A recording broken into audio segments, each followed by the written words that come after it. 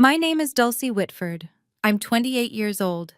For 20 years, my parents called me the slow one, while my sister Miranda collected Harvard degrees and inheritance promises. They mocked my dyslexia at dinner tables, excluded me from family decisions, and paid me a fraction of what they paid her. But on Miranda's graduation day at the Plaza Hotel, in front of 350 guests, a stranger handed me an envelope that would expose every lie my parents ever told about me. What they didn't know? Grandma had been watching. She saw everything. And she left me something that would flip the entire Whitford empire upside down. The Whitfords were old money Manhattan, the kind of family whose name appeared on hospital wings and museum plaques. My father, Gerald Whitford, ran Whitford Properties, a commercial real estate empire my grandmother Eleanor had built from a single Brooklyn office in 1965. By 2024, the company was valued at $92 million.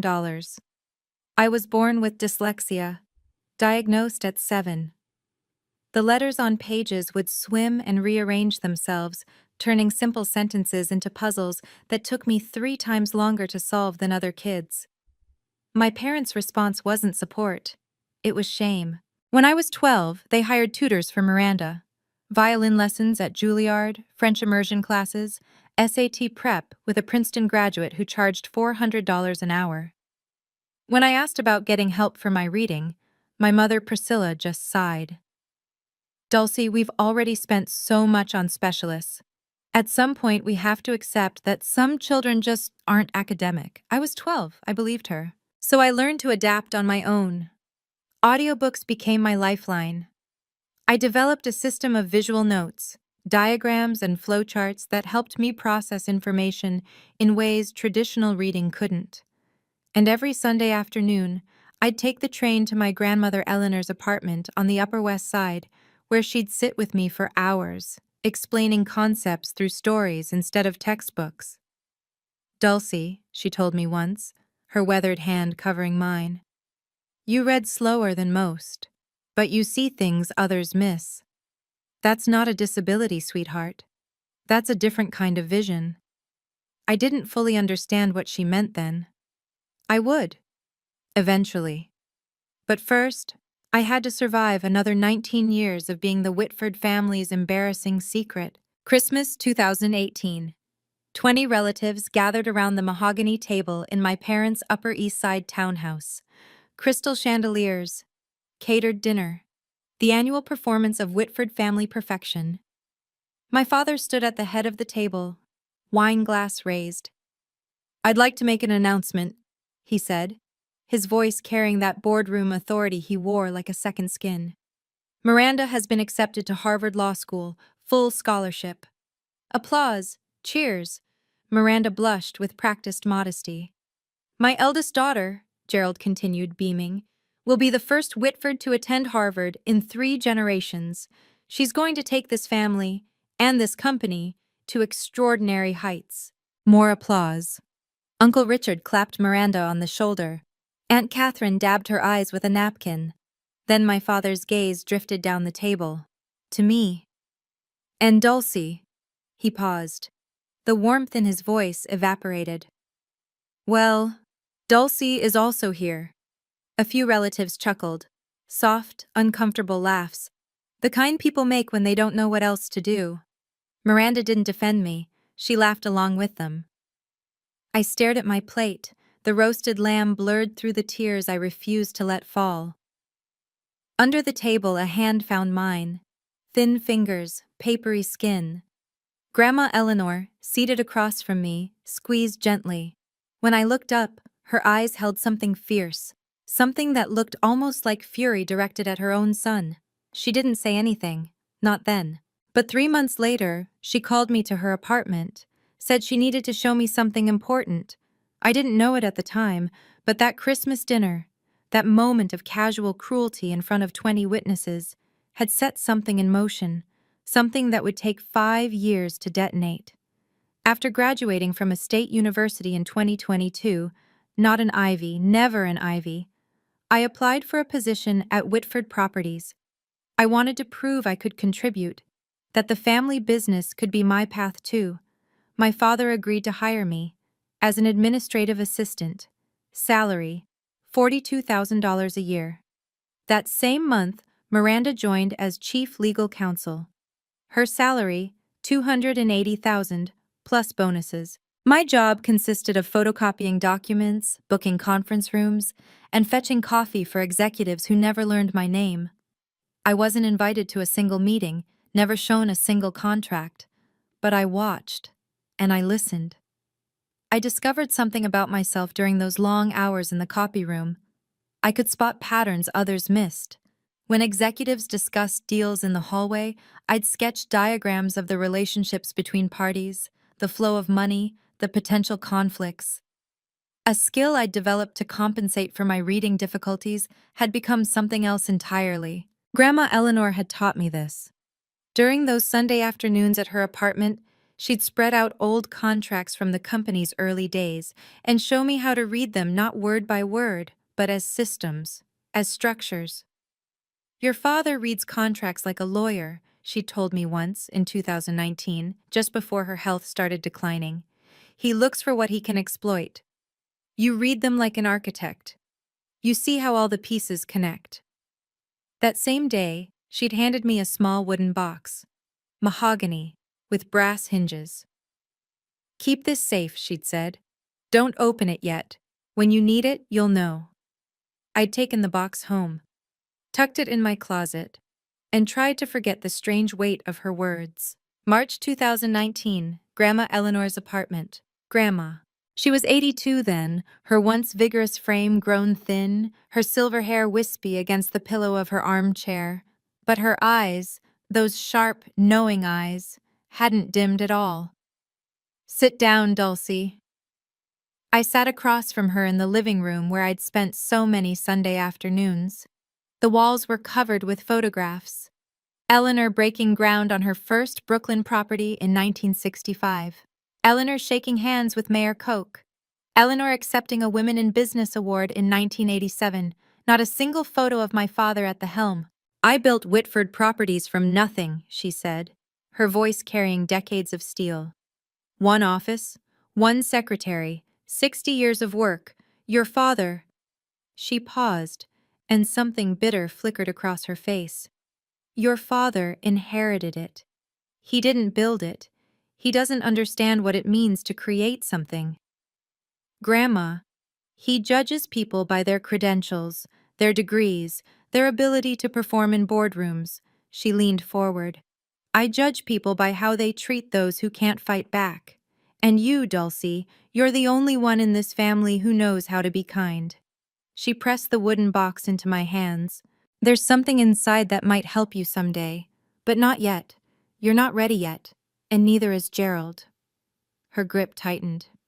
When the time comes, when he shows you exactly who he is, you'll know what to do. I wanted to ask what she meant, what was inside, why she'd chosen me, but she changed the subject, started talking about the weather, her garden, the book she was reading. 18 months later, she was gone. Pancreatic cancer. I held her hand in the hospice, the only family member at her bedside. The box remained unopened in my closet. April 2024.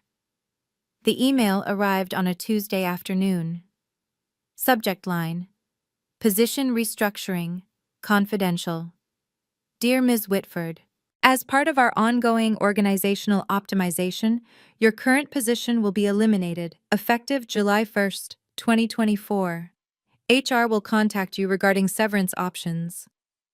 I read it 3 times. The letters swam, rearranged, settled back into the same devastating message. They were firing me.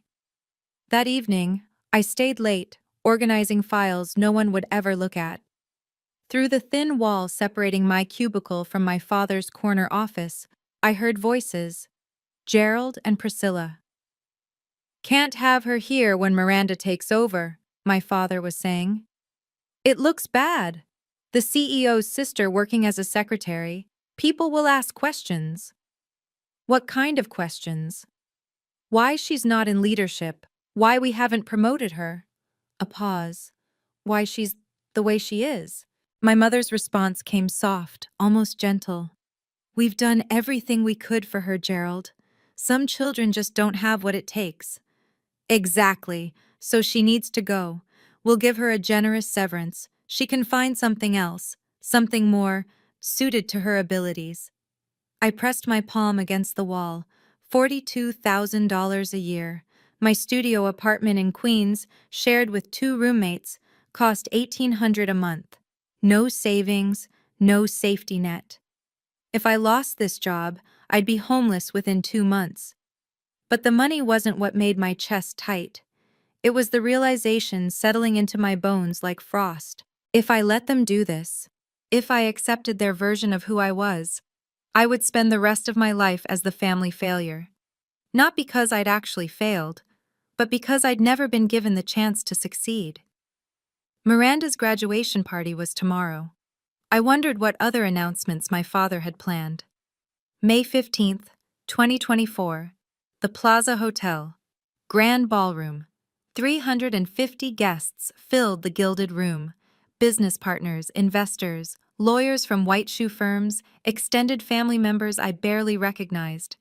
Crystal chandeliers cast prismatic light across silk tablecloths. A 12-piece orchestra played Gershwin in the corner. This was Gerald Whitford's kingdom, his stage, the place where he performed his role as patriarch, as mogul, as the man who had everything. I stood in the entrance, tugging at the hem of my dress. Black. Simple. $79 from Zara, the most I could afford on my salary. Everyone else glittered in designer gowns and tailored tuxedos. My mother intercepted me before I could find a seat. "Dulcie?" Priscilla's gaze traveled from my drugstore makeup to my scuffed heels, her lips pressed into a thin line. "You couldn't find anything nicer? This is what I have." "Well," she adjusted her Cartier bracelet. "You'll be at table 27, near the service entrance. Try not to draw attention to yourself." "Of course." "And Dulcie?" She leaned closer, her Chanel No. 5 overwhelming. "Tonight is Miranda's night. Whatever you're feeling, whatever resentment you think you're entitled to, keep it to yourself. Don't embarrass us." She walked away before I could respond. Table 27 was at the back of the ballroom, partially hidden behind a pillar. My table mates were distant cousins I'd met maybe twice. From my seat, I could see the main stage, the massive portrait of Miranda in her Harvard regalia, the banner reading, "Congratulations, Miranda Whitford, Harvard Law Class of 2024, and near the entrance, standing alone by the door, a silver-haired man in a gray suit. He wasn't mingling, wasn't eating, just watching. His eyes found mine across the crowded room. Something cold prickled down my spine. At 8:30 p.m., the orchestra stopped. The lights dimmed. A spotlight illuminated the stage where my father stood, champagne flute raised. "Ladies and gentlemen, thank you for joining us tonight to celebrate an extraordinary young woman." The applause began before he finished the sentence. Miranda graduated top 5% of her Harvard Law class. She completed a clerkship with Justice Reynolds, and last month, she made partner track at Sullivan and Cromwell in record time. Gerald's voice swelled with pride. "But tonight, I'm not just celebrating her achievements, I'm announcing her future." Miranda joined him on stage, radiant in emerald Valentino. "Effective immediately, Miranda Whitford will inherit my entire estate upon my passing. This includes our family residence at 740 Park Avenue, currently valued at $13 million, a Tesla Model S Plaid, and most importantly," he paused for effect, "the position of CEO of Whitford Properties when I retire." The room erupted. Standing ovation. Camera flashes. Miranda dabbed at her eyes with performative grace. 350 people celebrating. And not one of them glanced at table 27. The cousin beside me, a woman I'd met at a funeral 8 years ago, leaned over. "Dulcie, right? So what does that mean for you?" I opened my mouth, closed it. What could I say? That I'd just been formally erased from my own family? That the termination letter in my inbox was only the beginning? That every fear I'd ever had about being worthless had just been confirmed in front of everyone who mattered? The applause died down, Miranda hugged our father. Cameras clicked, and through the crowd, the silver-haired man at the door began walking toward me, slowly, deliberately, like he'd been waiting for this exact moment. The man stopped at my table. Up close, I could see he was older than I'd thought, early 60s, with deep-set eyes and the careful posture of someone who spent his life in courtrooms. "Miss Whitford?" "That's me." I straightened in my chair. "Can I help you?" "My name is Jonathan Ellis." He pulled a business card from his breast pocket, cream-colored, embossed, Morrison and Blake, attorneys at law. "I was your grandmother's lawyer." "My grandmother." The words hit like a punch. "Eleanor passed away 3 years ago." "I'm aware." He didn't sit, didn't soften. "She left something for you, with very specific instructions about when to deliver it." From inside his jacket, he produced a cream envelope, heavy stock, sealed with red wax bearing a notary's stamp. "What is this?" "Her will, the real one." His voice dropped. "The one your father doesn't know exists." I stared at the envelope. The notary seal read Morrison and Blake, September 12, 2019. 5 months after that Sunday afternoon in her apartment. 5 months after she'd handed me the wooden box. "I don't understand." "Your grandmother gave me explicit instructions. I was to deliver this document on the day your father publicly disinherited you." Ellis glanced toward the stage, where Gerald and Miranda were still basking in applause. "I believe that just occurred." My hands trembled as I took the envelope. "Mr. Ellis, what's in here?" For the first time, something almost like warmth flickered in his eyes. "Mrs. Eleanor told me to tell you, give this to Dulcie on the day Gerald shows her exactly who he is. By then, she'll be ready." He straightened his tie. "I'll be available when you have questions. You have my card." Then he turned and walked away, disappearing into the crowd. I couldn't breathe in that ballroom. I pushed through the service entrance, found an empty hallway near the kitchen. Fluorescent lights buzzed overhead, the sounds of celebration muffled to a distant hum. My fingers shook as I broke the wax seal. Inside, 3 pages of dense legal text. A notarized signature. A date. September 12, 2019. I read slowly, carefully. The letters swam, but I forced them into focus. "I, Eleanor Margaret Whitford, being of sound mind and body, do hereby revoke all previous testamentary documents and declare this to be my last will and testament." My eyes caught on a paragraph near the middle. "To my granddaughter, Dulcie Ann Whitford, I bequeath 51% of my shares in Whitford Properties, LLC, currently valued at approximately $47 million, along with all voting rights associated therewith." I read it again, and again. 51%, controlling interest. The will continued. "This bequest is made with full knowledge of my son Gerald's treatment of Dulcie. She has been excluded, diminished, and denied opportunity, not due to lack of ability, but due to lack of support. Dulcie is not slow. Dulcie was abandoned, and I will not allow her father's prejudice to continue after my death." A sob caught in my throat. Grandma had seen. She'd seen everything. Condition: to activate this bequest, Dulcie must formally request an emergency board meeting within 72 hours of receiving this document. Failure to act within this window will render this will null and void, and all assets shall transfer per my 2015 testament. 72 hours. The deadline would fall at 8:30 p.m. on May 18th. I leaned against the cold wall, the document clutched to my chest. My grandmother had given me a weapon. Now I had to decide if I was brave enough to use it. Jonathan Ellis was waiting by the coat check when I emerged. "You read it." "The 72-hour clause," my voice cracked. "Why would she put that in?" "Your grandmother knew you, Miss Whitford." He handed me a second card, this one with a personal cell number handwritten on the back. "She knew that if she gave you unlimited time, you might convince yourself not to act. The deadline isn't a punishment, It's permission. Permission? To stop waiting for your family to change their minds about you, to take what's rightfully yours. He checked his watch. The deadline is 8:30 p.m., May 18th. 3 days. If you want to proceed, you'll need to submit a formal request for an emergency board meeting. I can help you draft it. Through the ballroom doors, I could see my father still on stage, posing for photographs with Miranda. My mother circulated among guests, accepting congratulations as if she'd earned them herself. If I did this, if I invoked the will, I would destroy every relationship I had left. My parents would never forgive me. Miranda would see it as betrayal. But if I stayed silent, I would accept their verdict. I would become exactly what they'd always said I was, the failure, the slow one, the daughter who didn't matter.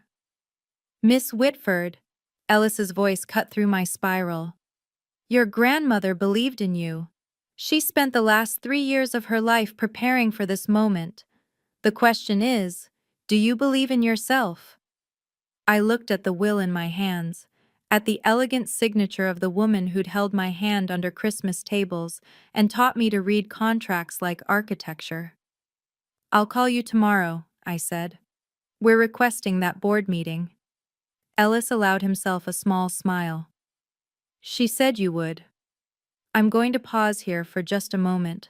If you've ever been underestimated by the people who were supposed to believe in you, if you know what it feels like to be dismissed, I want you to comment the word enough below.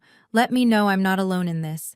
And if you want to see what happened when I walked into that boardroom, keep watching, because we're just getting started. Now back to the story. That night, back in my cramped Queens apartment, I finally opened the wooden box. My roommates were asleep. The only light came from the street lamp outside my window, casting orange stripes across my bed where I sat cross-legged, the mahogany box in my lap. The brass hinges creaked as I lifted the lid. Inside, a handwritten letter on Eleanor's personal stationery, a faded document with a 1965 date stamp, and a USB drive, sleek and modern, clearly added much later.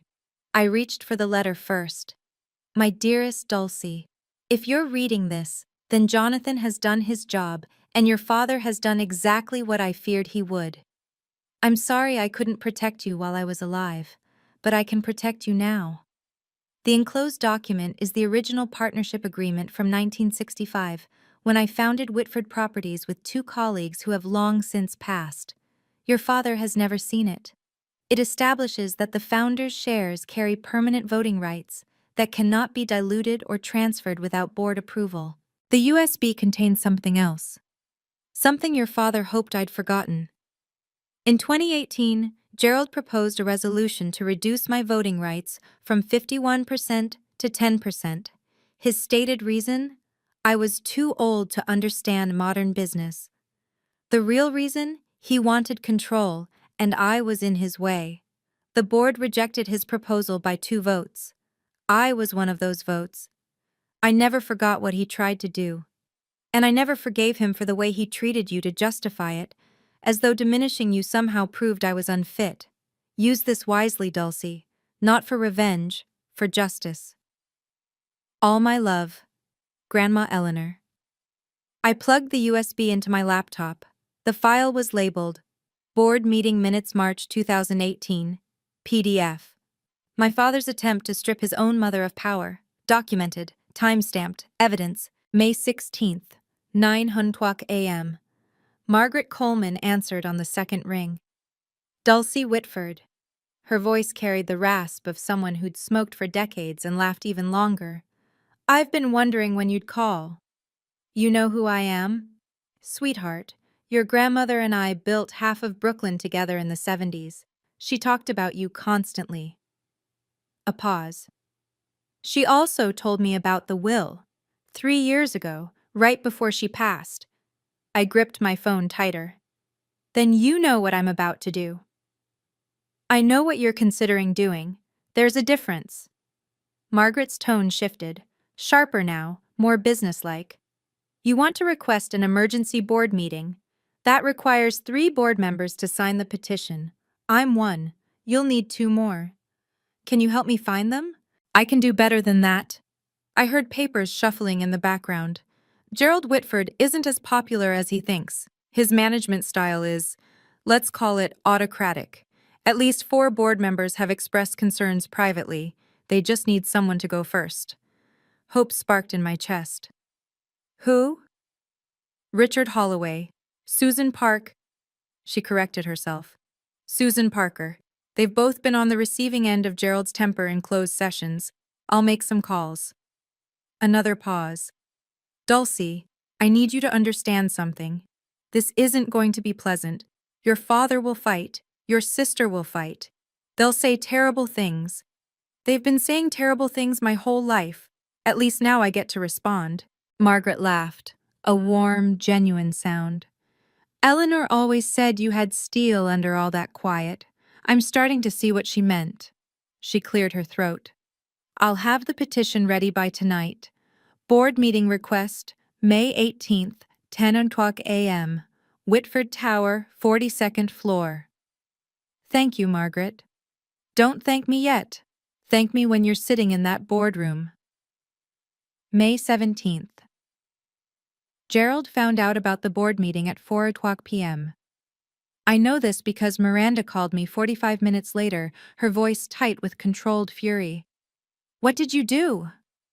I was sitting in my cubicle at Whitford Properties, pretending to organize files. I don't know what you're talking about. Dad just got a notice from the board secretary. Emergency meeting tomorrow, requested by Margaret Coleman and 2 other directors. A pause, sharp as broken glass. Margaret Coleman hasn't requested anything in 15 years.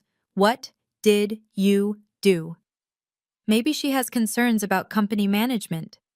Don't play games with me, Dulcie. Miranda's composure cracked. If you're trying to embarrass us, trying to make some kind of scene, I'm just doing my job, Miranda. Same as always. She hung up without saying goodbye.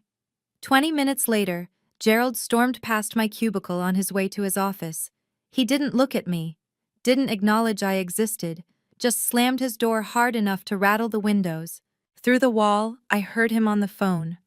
Ridiculous waste of time. Margaret's probably going senile.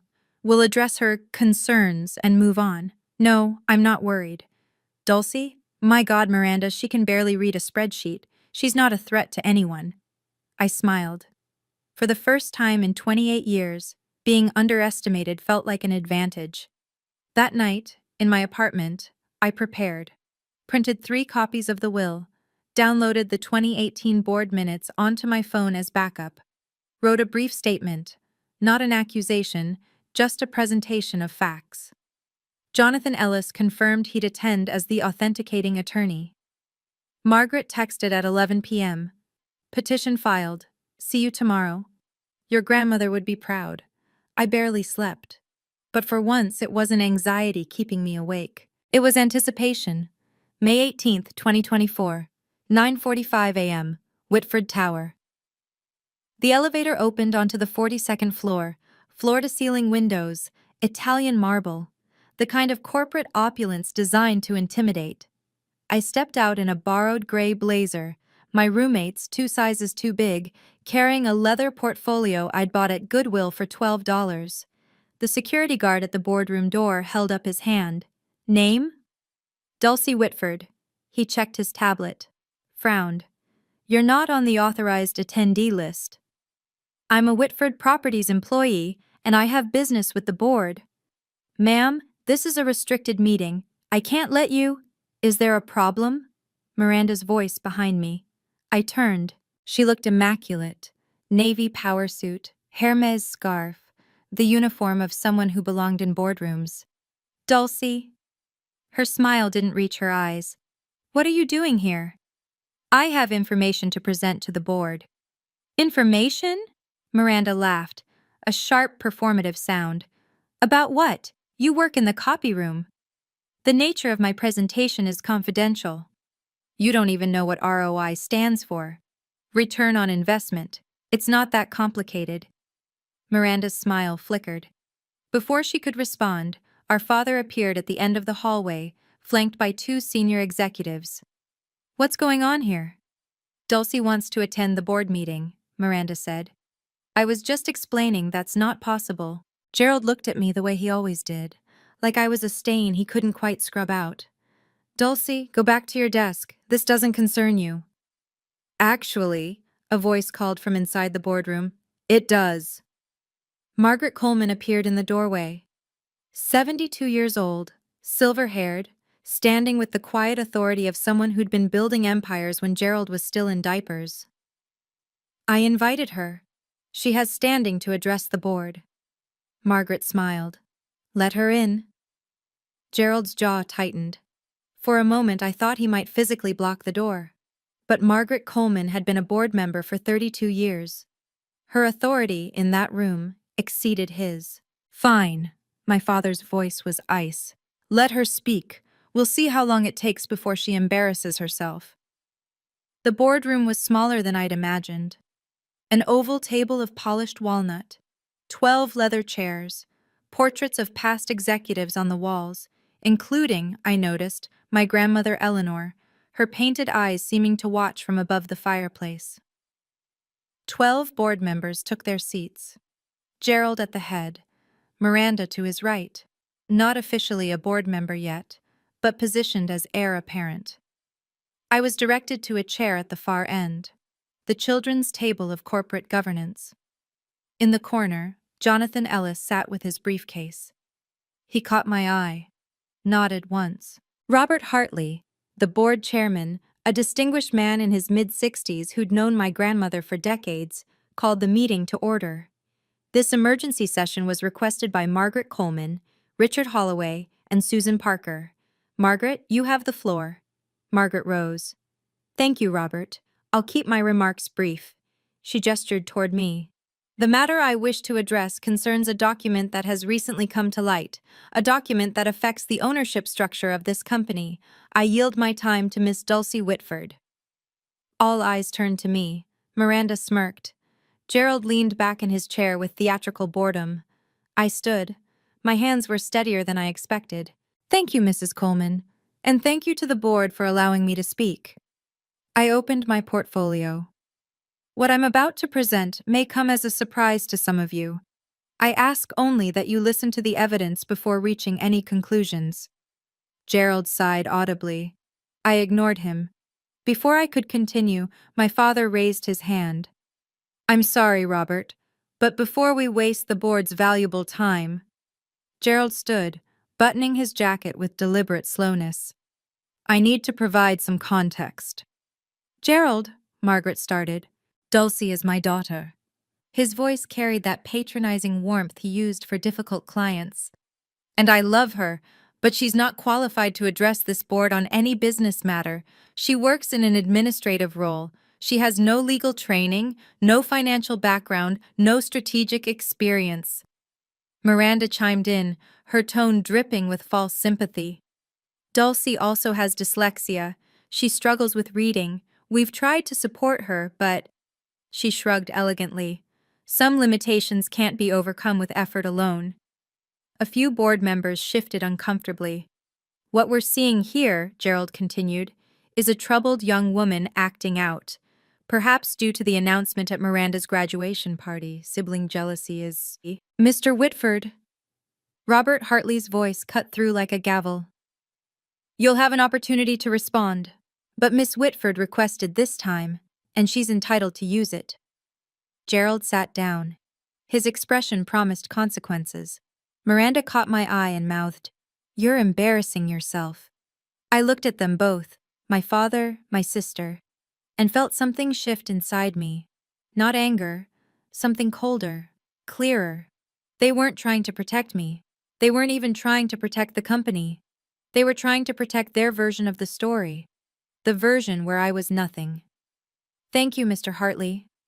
I pulled the document from my portfolio. I won't be discussing my reading ability today. I'll be discussing this. I held up the will. The room went silent. This is the last will and testament of Eleanor Margaret Whitford, founder of this company, notarized September 12, 2019. Gerald's face drained of color. That's impossible. Gerald's voice came out strangled. My mother's will was executed in 2015. I have a copy. You have a copy of her previous will.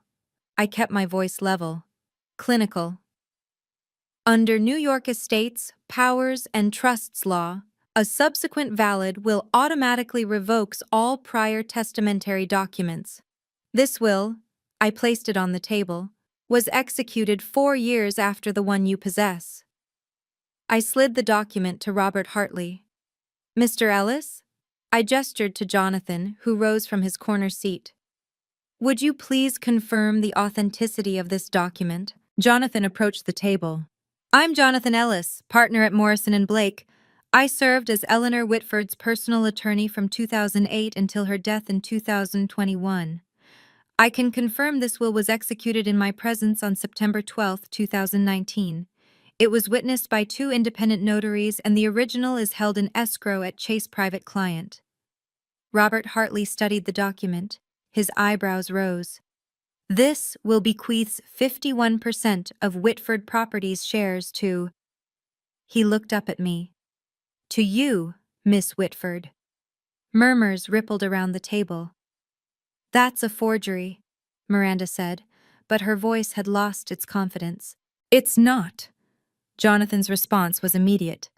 And I'd advise you against making accusations of fraud without evidence, Ms. Whitford. Morrison and Blake's reputation speaks for itself. Gerald slammed his palm on the table. This is absurd. My mother was ill. She was being manipulated. Manipulated? I pulled out my phone. Perhaps you'd like to explain this then. I pressed play on the 2018 board meeting audio. My father's voice filled the room. Eleanor is 81 years old. She doesn't understand modern business. I moved to reduce her voting rights to 10%. The recording ended. The silence that followed was absolute. That recording? Gerald's face had turned a mottled purple. That was a private board discussion, which Eleanor attended. I kept my voice steady. She recorded it, as was her right as a shareholder. Robert Hartley set down the will. His expression had shifted from neutral to something harder. Miss Whitford, would you read the relevant passage aloud? For the record. I nodded, took a breath. To my granddaughter, Dulcie Ann Whitford, I bequeath 51% of my shares in Whitford Properties LLC, along with all voting rights associated therewith. I paused, letting the words settle. This bequest is made with full knowledge of my son Gerald's treatment of Dulcie. She has been excluded, diminished, and denied opportunity, not due to lack of ability, but due to lack of support. Miranda made a choking sound. Dulcie is not slow. Dulcie was abandoned, and I will not allow her father's prejudice to continue after my death. I looked directly at my father. Gerald has confused credentials with character, degrees with worth. He tried to strip me of my voting rights because I saw through him. He marginalized Dulcie because she reminded him of the kind of person he refuses to be. Gerald said nothing. His hands, I noticed, were trembling. The will concludes, I built this company from nothing. I choose who carries it forward. I choose Dulcie. Robert Hartley removed his reading glasses. Jonathan, you can confirm this document is legally binding? I can. The 2015 will is superseded. As of this moment, Dulcie Whitford is the majority shareholder of Whitford Properties. Margaret Coleman smiled quietly. Richard Holloway and Susan Parker exchanged glances, and for the first time in my life, I watched my father look at me with something other than dismissal. It was fear. This doesn't prove anything, Miranda said, but her voice had turned brittle. Even if the will is valid, which we'll contest, Dulcie has no business experience. She can't run a company. I'm not asking to run the company. I address the full board now. I'm asking you to examine the facts. I pulled the 2018 board minutes from my portfolio. March 14, 2018. Gerald Whitford proposed Resolution 2018-07 to reduce Eleanor Whitford's voting shares from 51% to 10%. His stated rationale, I found the passage. The founder is no longer capable of understanding modern business operations. That was taken out of context, Gerald said. The resolution failed by 2 votes, Eleanor's vote and Margaret Coleman's. I looked at Margaret. Is that accurate? Margaret nodded slowly. It is. Eleanor called me that night. She was devastated. Not because of the resolution, she knew it would fail, but because her own son had tried to take everything she'd built. This is ancient history, Gerald started. It's evidence. I cut him off. Evidence that my grandmother wasn't suffering from diminished capacity when she wrote that 2019 will. She was protecting herself from her own son, and she was protecting me. Robert Hartley looked around the table. Does anyone else have documentation contradicting what's been presented? Silence. Gerald? My father's jaw worked. No words came. Miranda? My sister stared at the table. Her perfect composure had cracked entirely. Richard Holloway spoke for the first time. Robert, I think we need to recess and have legal counsel review these documents. Agreed. Hartley checked his watch. We'll reconvene in 15 minutes. Jonathan, please remain available. The board members rose. Conversations broke out in hushed tones. Gerald didn't move. He sat frozen, staring at his mother's portrait on the wall. I wondered if he could feel her watching. 15 minutes stretched into 45. The board's legal counsel, a thin man named Patterson, whom I'd never met, spent the entire time on his phone with Morrison and Blake, Chase private client, and the New York State Court's records office. I sat alone at the end of the table. Jonathan Ellis brought me a glass of water. Margaret Coleman patted my shoulder as she passed. Gerald and Miranda huddled in the corner, their whispered argument growing increasingly heated. Finally, Patterson returned to the table and whispered in Robert Hartley's ear. Hartley's expression flickered, surprise, then resignation. Please take your seats. The board members filed back to their chairs. The tension in the room had crystallized into something brittle. Our legal counsel has confirmed the following, Hartley read from his notes. The will presented by Miss Whitford is valid under New York state law. It supersedes all previous testamentary documents. Effective immediately, Dulcie Ann Whitford holds 51% of Whitford Properties shares. Someone inhaled sharply. Additionally, Hartley continued, as majority shareholder, Miss Whitford has the right to propose motions to the board, including matters pertaining to executive leadership. He looked at me. Miss Whitford, do you have any motions you wish to bring forward? I stood. My heart was pounding, but my voice held steady. I have one motion. Gerald rose from his seat. Robert, this is... Sit down, Gerald. Hartley's voice carried unexpected steel. Miss Whitford has the floor. Gerald sat. His face had gone gray. I looked around the table at 12 people who, until an hour ago, had never considered me capable of anything. Now they waited for my decision.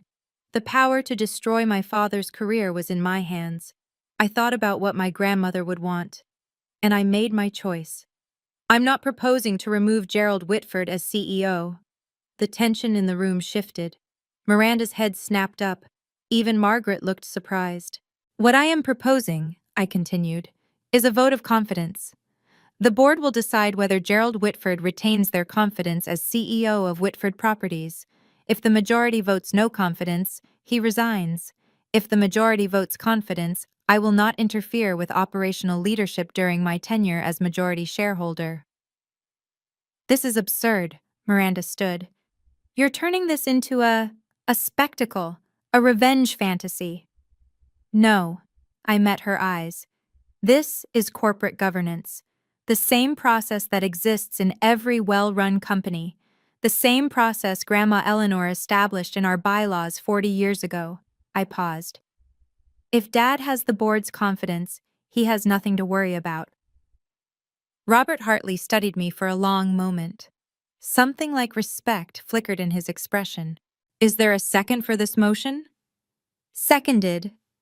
Margaret Coleman didn't hesitate. Then we'll vote. All those expressing confidence in Gerald Whitford as CEO, raise your hands. 4 hands went up. Gerald's allies. People who owed their board seats to his recommendations. All those expressing no confidence. 7 hands rose. Robert Hartley counted twice. Then he set down his pen. The motion carries, 7-4, with one abstention. He turned to Gerald. Mr. Whitford, the board has voted no confidence. Per section 14.3 of our bylaws, you have 30 days to tender your resignation. Gerald said nothing. He stood, looked at me, really looked at me. For what might have been the first time in my life, I expected rage, hatred, threats. What I saw was worse. Recognition, the understanding that he'd underestimated me so completely that he'd lost everything. He walked out without a word. I know what some of you are thinking right now. Why didn't she just fire him? Why give him the chance to keep his job? Because revenge isn't justice. Because destroying someone doesn't undo what they did to you. And because my grandmother didn't raise me to be cruel, she raised me to be fair. If that resonates with you, hit like, hit subscribe, turn on notifications, because the story isn't over, not even close. Now, back to what happened after that boardroom cleared. Gerald caught me in the private corridor outside the boardroom. Priscilla was with him.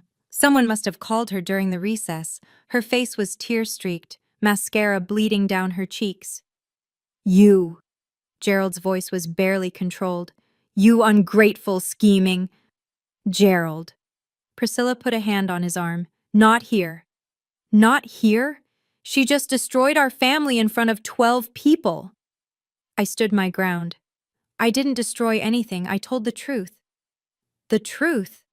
Gerald laughed bitterly. Your grandmother was manipulated. That lawyer Ellis, he must have…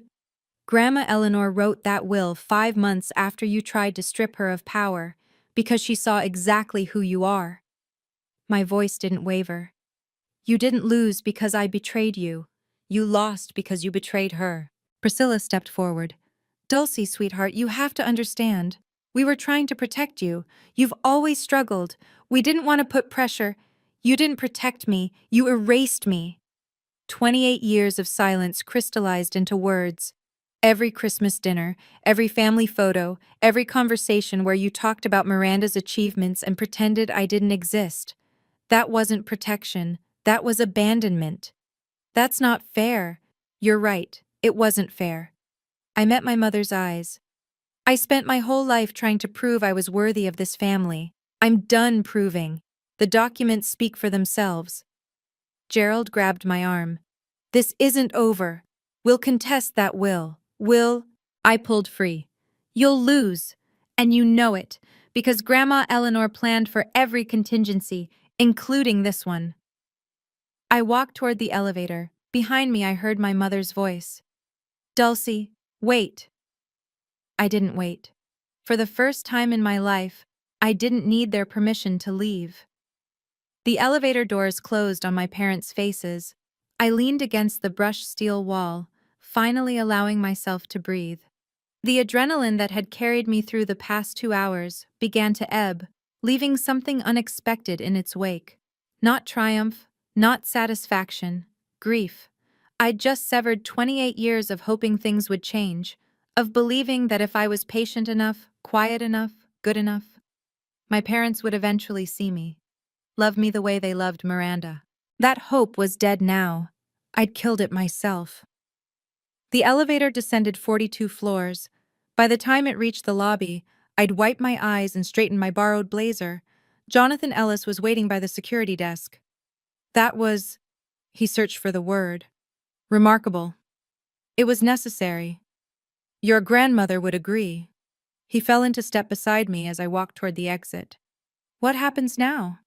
Now I go home, sleep, try to figure out what my life looks like without the family I thought I had.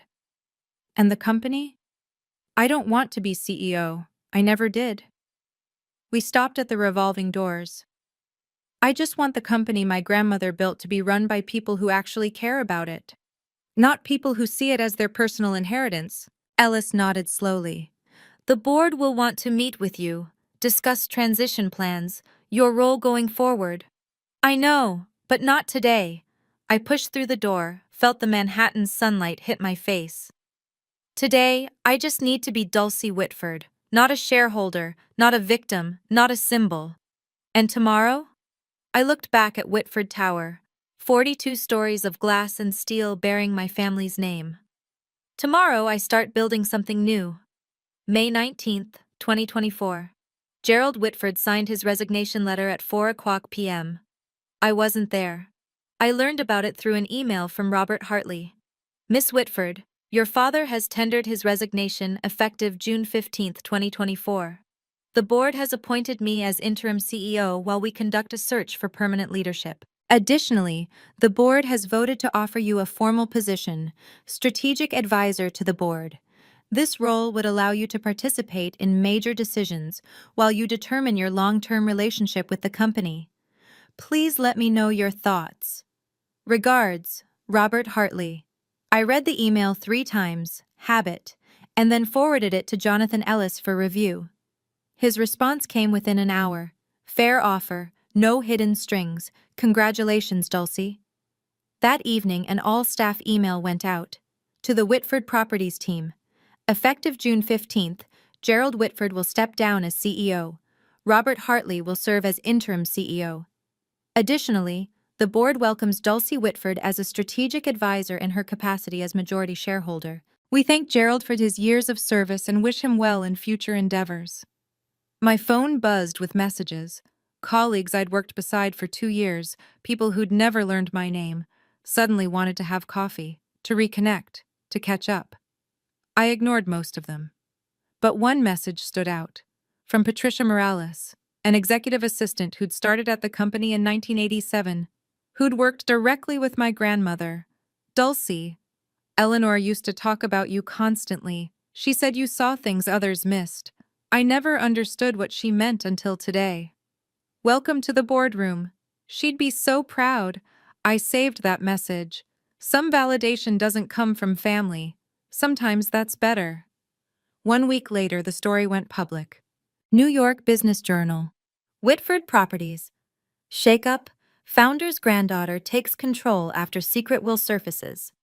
The article didn't name me directly. Corporate privacy laws prevented that, but anyone in Manhattan real estate circles knew exactly who it was about. In a dramatic turn of events, the heir apparent to the Whitford Properties empire has been displaced by a previously unknown family member. Sources close to the board describe the transition as long overdue and cite concerns about the former CEO's management style. Gerald and Priscilla canceled their appearance at the Metropolitan Museum Gala. Health reasons, according to their publicist. 3 investment partners requested meetings with me personally, not with my father, not with the board, but with me. 2 of them, after an hour-long conversation each, confirmed they'd continue their relationship with Whitford Properties. We've had concerns about Gerald's leadership for years, one admitted. Your grandmother built something special. It's good to see her vision protected. The social fallout rippled outward. Friends of my parents suddenly remembered previous engagements. Invitations to charity events dried up. The Whitford name, which had once opened every door on the Upper East Side, now carried an asterisk. I didn't celebrate their humiliation, but I didn't mourn it either. Margaret Coleman called me on Saturday morning. How are you holding up? I don't know yet. Ask me in 6 months. Fair enough. A pause. Eleanor would have handled it exactly the same way, you know. The vote of confidence instead of termination, giving him a chance he didn't deserve. She laughed softly. She always said mercy was the ultimate power move. I thought about that for a long time after we hung up. Mercy wasn't weakness. Mercy was choice. And for the first time, the choice had been mine. June 8th, 2024. 3 weeks after the board meeting. My phone rang at 2 p.m. Dulcie? My mother's voice sounded smaller than I'd ever heard it. Can we talk? Just us? I agreed to meet her at a coffee shop in Midtown. Neutral territory. No chance of Gerald appearing with lawyers. Priscilla was already there when I arrived. She looked older somehow. The careful makeup couldn't hide the exhaustion beneath. Thank you for coming. She wrapped her hands around a cup she hadn't touched. I know I don't deserve it. What do you want, Mom? To apologize. The word came out cracked. For everything. For the way we treated you. For the things we said. for the things we didn't say. Are you apologizing because you're sorry, or because everything changed? She flinched. The question hung between us like smoke. Both, she finally admitted. I'm ashamed to say it, but both. Her eyes welled. I was so focused on Miranda's success, on maintaining appearances. I told myself we were protecting you from expectations you couldn't meet. But that was a lie I told myself, so I wouldn't have to feel guilty. You let Dad call me worthless in front of family, in front of business partners. You never defended me, not once. I know. A tear slipped down her cheek. I know, and I can never undo it. But Dulcie, I don't want to lose you entirely. I don't know if that's even possible anymore, but I had to try. I looked at this woman who'd been my mother for 28 years, who'd braided my hair as a child and forgotten my birthday as an adult. I can't pretend the last 20 years didn't happen, I said slowly, but I'm willing to try building something new, something honest. She nodded, unable to speak. It wasn't forgiveness, but it was a start. August 2024, 2 months later. Miranda called while I was walking through Central Park. I almost didn't answer. Dulcie, I know I have no right to ask, but can we meet? There's something I need to say. We sat on a bench near Bethesda Fountain. The August heat pressed down like a weight. Miranda looked different. The armor of perfection she'd worn her whole life had cracked. Dark circles under her eyes, hair pulled back carelessly. I've been in therapy, she said without preamble. Since May, 3 times a week. That's good. It's brutal. She laughed humorlessly. Turns out, being the golden child isn't actually a gift. It's a different kind of cage. I waited. Dad expected me to be perfect. Every grade, every achievement, every award was never enough. It was just the baseline for what came next. She stared at the fountain. And the way they treated you, I told myself it was just how things were, that you were different, that I was protecting you by not challenging them. You weren't protecting me. No, I was protecting myself. Because if I defended you, I became a target too. She finally looked at me. That's not an excuse, it's just the truth. What do you want from me, Miranda? Nothing. I don't deserve anything. Her voice cracked. I just wanted you to know. I see you now. Really see you. And I'm sorry I didn't look sooner. We sat in silence, 2 sisters who'd grown up in the same house as strangers. I can't go back to how things were, I said finally. But I'm not interested in staying enemies either. Maybe we start over, from scratch. Miranda's eyes filled with tears. I'd like that. It wasn't the sister relationship I'd wanted as a child, but maybe it could become something real. November 2024, 6 months after the board meeting. I moved into my own apartment in Brooklyn Heights. 1 bedroom, pre-war building. A view of the bridge my grandmother had walked across to her first office in 1965. The rent was more than I'd ever paid, but I could afford it now. My new salary as Director of Sustainable Development at Whitford Properties, $185,000 a year, plus dividends from my shares. The title was my idea. A new division focused on green building practices, sustainable real estate, environmental impact assessments. The kind of innovation my grandmother would have championed if she'd lived to see it. Gerald called once a month now. Short conversations, polite. He asked about the weather, about my new apartment, about work. We both pretended the past hadn't happened. It was easier that way. Priscilla and I had lunch every other week. Slowly, awkwardly, she was learning to see me as a person instead of a problem. It wasn't the mother-daughter relationship I'd dreamed of, but it was honest, which was more than we'd ever had. Miranda and I got coffee on weekends sometimes. We were learning each other, really learning, for the first time. She told me about the pressure she'd carried. I told her about the loneliness. Neither of us pretended the past was okay. But we were writing a new story. On the wall of my apartment, I'd hung my grandmother's portrait. the same one that had watched over the boardroom for 40 years. Sometimes, when the evening light hit it just right, I could almost see her smiling. "You did it, Grandma," I thought. "You gave me the tools. I just had to be brave enough to use them. 6 months ago, I was invisible. Now I was finally, fully, myself."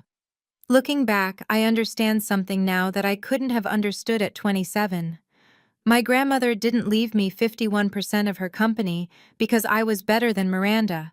She left it to me because she knew I wouldn't let power corrupt me the way it had corrupted my father. Dyslexia isn't my flaw. It's part of who I am, like my visual memory, my patience, my ability to see patterns others miss.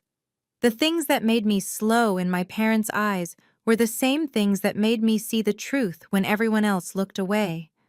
Gerald judged worth by credentials, by degrees, by performance. Eleanor judged worth by character, by kindness, by the way people treated those who couldn't fight back. And now, finally, I get to judge my own worth. Not by what my parents say, not by what my sister achieved, not by what any stranger on the internet thinks, by my own standard, my own measure, my own truth. If you're watching this and you recognize yourself in my story, if you've ever been the overlooked one, the dismissed one, the one they said would never amount to anything, I want you to know something. You don't need a secret inheritance to prove your value. But you do need to give yourself permission to stop seeking approval from people who will never give it. Boundaries aren't walls, they're doors. They let you decide who gets access to your life and on what terms. My family hurt me for 28 years, but I didn't need to hurt them back to find peace. I just needed to stop waiting for them to see me and start seeing myself. That's the real inheritance my grandmother left me, and nobody can ever take it away. If this story meant something to you, if it reminded you that your worth isn't determined by the people who failed to see it, I want to hear from you. Subscribe, hit the bell, leave a comment telling me your story. And if you want more stories like this, stories about ordinary people who found the courage to stand up for themselves, check the link in the description. Thank you for being here. Thank you for listening. Until next time.